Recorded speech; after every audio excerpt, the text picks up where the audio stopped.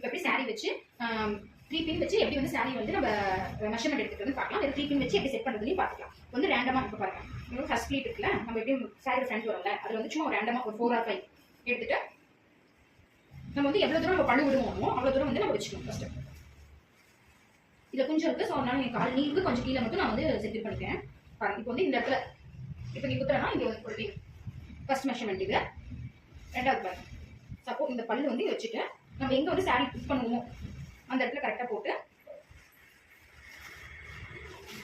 இதுதான் முக்கியமான டிப்பு. பாருங்க, சாரி இப்படி வரும்போது இந்த இடத்துல சாரி நேராக இருக்கணும். இந்த பக்கம் போகும்போது நம்ம நீலுக்கு கொஞ்சம் மேலே இருக்கணும். ஏன்னா அப்பதான் நம்ம வந்து ஃபிட் பண்ணும்போது இந்த இடத்துல வந்து ஃபிளீட் வந்து கரெக்டாக அரேஞ்ச் ஆகி வரும். நிறைய பேர் பண்ணுற மிஸ்டேக் இதுதான். எவ்வளவோ எப்படி நம்ம எப்பயும் இங்கே தான் சொல்லுவோம் அப்படின்னு இங்கே எடுத்துருவாங்க. அப்படி பண்ணக்கூடாது. இந்த இடத்துல வச்சு நம்ம இவ்வளோ தூரமாக அட்லீஸ்ட் ஒரு 4 or 5 inch விடணும். அப்பதான் கரெக்டாக இருக்கும். ஸோ அதனால இங்கே ஒரு பின் பண்ணிக்கிறேன்.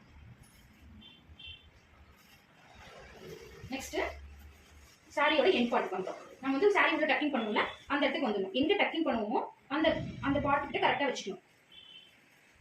நான் இங்கே டக்கிங் பண்ணுறேன் ஒரு ரவுண்டு. அதே இங்கேயும் அதே தான். பாருங்க, எப்பயும் வந்து நம்ம எங்கே வந்து அந்த மடிப்பு வந்து சொருகுவோமோ அந்த இடத்துல இருந்து ஒரு 2 step 2 inch அல்லது 3 inch விட்டு ஒரு பின் பண்ணிப்போம். இப்போ மெஷர்மெண்ட் எடுத்து முடிச்சாச்சு. இப்போ எப்படி சாரி வந்து ஃபிளிப் பண்ணுறதுன்னு பார்க்கலாம்.